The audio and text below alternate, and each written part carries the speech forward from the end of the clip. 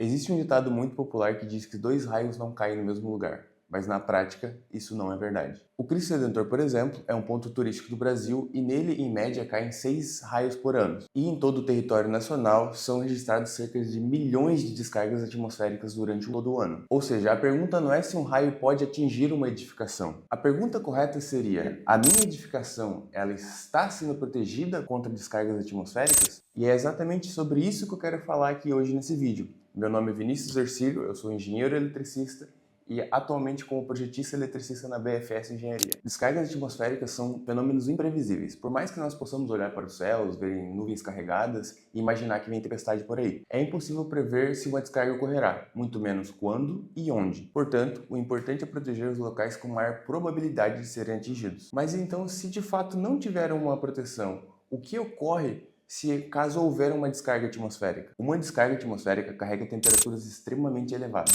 e energia suficiente para gerar princípios de incêndio, e isso se agrava quando o princípio de incêndio é gerado próximos às centrais de gás, danos estruturais relevantes, como já foram registrados várias vezes em edifícios aqui mesmo no Brasil, e o mais comum de todos, que é equipamentos elétricos. Então, quando um raio cai, se não estiver protegido, isso é muito comum que essa descarga ela acabe danificando equipamentos elétricos. E claro, ignorar esse risco não reduz a sua probabilidade. Surge aí a necessidade de contratar um projeto que permita uma execução barata e eficiente. Mas de fato, então, o que significa a sigla SPDA? SPDA significa Sistema de Proteção contra Descargas Atmosféricas, e ele é o projeto responsável pela dissipação da descarga atmosférica. Então, imagina num prédio, esse raio ele vai cair na parte mais alta do prédio, lá em cima, e essa descarga ela tem que ser dissipada ao longo de todo o prédio até chegar no solo, que é onde ela se dissipa e não tem mais riscos. Então o SPDA ele é responsável justamente por isso. Ele vai pegar essa captação desse raio e vai se dissipar pelo solo de forma segura. O desenvolvimento do projeto ele segue uma norma que é a NBR 5419. A norma comumente utilizada era a datada de 2015, porém, recentemente foi lançada uma nova atualização dessa norma. E essa nova atualização, ela estabelece novos princípios gerais e gerenciamentos de risco, enquanto danos físicos a estruturas e perigos à vida e sobre sistemas elétricos e eletrônicos internos na estrutura, eles não foram alterados. E como eu sei se o meu empreendimento ele precisa de um projeto desse? Antes de fazermos um projeto desse PDA, nós fazemos gerenciamento de risco. Nesse estudo, a gente vê sobre a quantidade de pessoas que estarão dentro desse empreendimento, o risco de incêndio, o risco de explosão. Então todas as características do empreendimento elas são levadas em consideração. E a partir disso é determinado se de fato a gente precisa de um SPDA e qual a sua classe. Em uma análise fácil de pensar o porquê que um empreendimento vai precisar de uma classe mais rígida que o outro, seria pensar em um caso que, por exemplo, a gente pega um hospital, o risco de vida é enorme, tem equipamentos ali onde que, caso aconteça alguma coisa, pode haver uma perca de vida ali, né, acontecer uma fatalidade. E a gente também pode pensar num outro ponto que seria um armazenamento de produtos num galpão. Não tem uma perca de vida de fato ali, né, se for só armazenamento de coisas, mas ele não exclui a necessidade de ter um SPDA. A diferença só vai ser qual a classe e quão robusto ele será. E essa robustez, ela impacta, claro, tanto na lista de materiais quanto no custo no final da obra. Uma observação importante sobre o gerenciamento de risco é, mesmo que se ele der que não há necessidade de um SPDA, não quer dizer que o empreendimento ele está isento de descargas atmosféricas. É uma questão de probabilidade com base nos dados dela. De forma geral, sempre é interessante prever um SPDA, mesmo que for a classe mais baixa. A norma NBR 5419 ela é dividida em 4 partes. A parte 3 ela nos traz como é dimensionado o sistema em si. E esse sistema ele é dividido em 3 subsistemas. Então o primeiro subsistema é o subsistema de captação. Ele é o que vai ficar na parte mais alta da edificação e ele também vai ser o responsável por ser atingido pela descarga atmosférica. É muito comum encontrarmos subsistemas de captação aplicados com condutores em barra chata de alumínio, formando malhas, ou com captores tipo Franklin, instalado num mastro, normalmente visível até do nível do solo. É possível também utilizar a própria cobertura metálica da edificação, como um telhado, ou mesmo rufos e pingadeiras metálicas, contando com esses elementos naturais da arquitetura, atendo às especificações de material e espessuras previstos na própria norma. Na captação dimensionada com barras chatas de alumínio, É comum prever os chamados captores de sacrifício, que seriam pedaços de barra chata com a sua parte superior sendo pontuda. E a intenção é que a descarga atmosférica ela atinja diretamente esses captores, concentrando os danos que provavelmente ocorrerão nele, até que a corrente elétrica se distribua pelo restante da captação, minimizando as chances de dano. Agora, o outro subsistema seria o subsistema de descida. Então, só para ficar mais claro, a gente estava falando sobre o subsistema de captação, que ele é a parte de cima do empreendimento. Agora, a gente vai falar sobre o subsistema de descida. Então, a gente está em cima, agora a gente vai descer com esse projeto. Então, o subsistema de descida ele é responsável por conduzir a corrente elétrica que estava no subsistema de captação até a descida, até o solo, distribuindo a energia. Ele pode ser previsto como elementos não naturais, como borrachatas de alumínio, ou cobre nu, ou a própria estrutura metálica dos pilares, e outros elementos estruturais, o que é mais barato, mais permanente e mais recomendável por norma. É importante ressaltar que não haverão apenas um condutor de descida. Na verdade, o mínimo sempre serão 2, para que a corrente elétrica elevadíssima consiga se distribuir em ao menos 2 condutores, diminuindo o risco de danos a um condutor e, consequentemente, o interrompimento da descida. Mas é a NBR 5419 que dita quantos condutores de descida serão realmente necessários no mínimo. Dependendo da altura do empreendimento, pode ser necessário prever anéis de equipotencialização. Estes compõem uma interligação horizontal de todas as descidas em cada metragem de altura,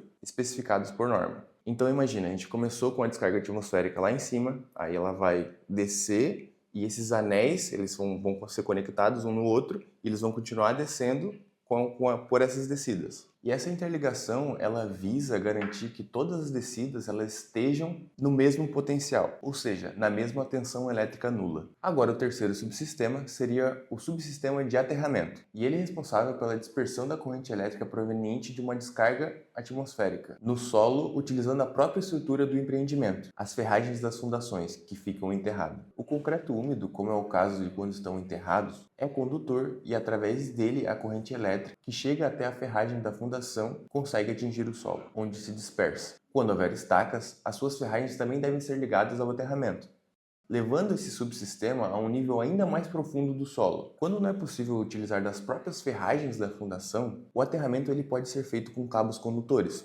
por exemplo, o cobre nu. Ele deve percorrer todo o perímetro da edificação, enterrados no mínimo 50 centímetros, e devem estar afastados no mínimo de 1 metro da edificação, formando uma espécie de anel, o que nem sempre é muito viável. As descidas, quando próximas da base do pilar, derivam via cabos até este anel de aterramento. Dependendo das características do solo, ainda é possível utilizar hastes, estacas, de cobre enterradas, atingindo níveis mais profundos, úmidos e condutores do solo. Mas, ao contrário do que muitas pessoas pensam, o uso dela não é obrigatório. Em alguns casos, pode ser até prejudicial ao aterramento, ao invés de favorável. Mas em projeto tudo é lindo, é maravilhoso, mas como de fato um SPDA ele se comporta no canteiro de obras? Como que funciona a sua execução na obra?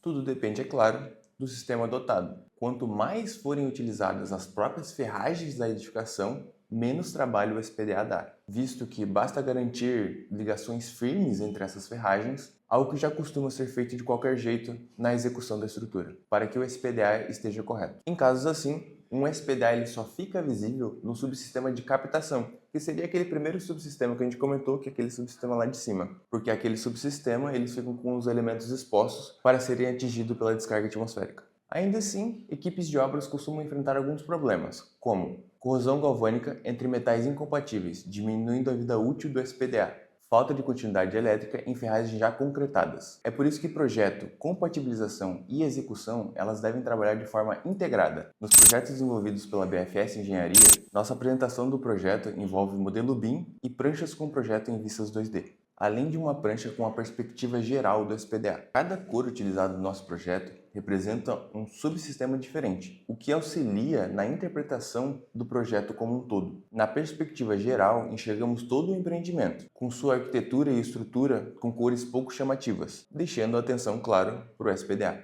Em azul, deixamos o subsistema de captação, em todos os níveis da cobertura. Ele será o responsável pelo primeiro contato com a descarga atmosférica. Todo o perímetro da cobertura ele deve ser protegido pelo subsistema, o que neste caso foi feito através de barras chatas de alumínio. Normalmente, não há muita identificação textual nessa perspectiva geral. Neste caso que vocês estão vendo, não foi feito nenhuma, justamente para deixar o desenho pouco poluída.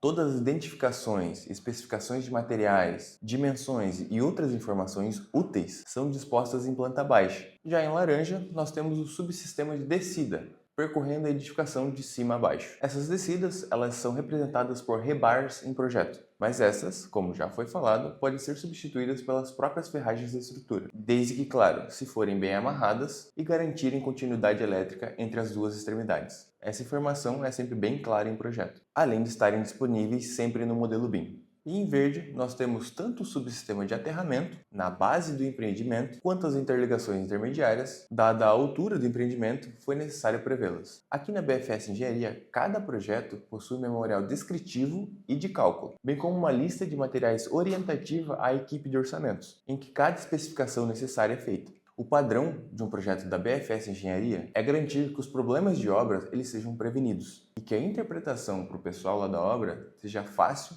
e clara. Então não tem como saber quando nem onde uma descarga atmosférica ocorrerá. Infelizmente não existe tecnologia capaz de prever isso, mas é possível sim uma estrutura receber uma descarga atmosférica e não sofrer danos. E isso ocorre quando o projeto e a execução eles andam lado a lado, ambas desenvolvidas com competência e conhecimento técnico. A BFS Engenharia tem mais de uma década de experiência no mercado de projetos de engenharia para a construção civil e com certeza ela está mais do que preparada para oferecer a solução ideal de SPDA para qualquer empreendimento. Entre em contato e converse com um dos nossos especialistas para saber como podemos ajudá-lo a proteger a sua obra contra os riscos de descarga atmosférica. BFS Engenharia, transformar possibilidades em realidade.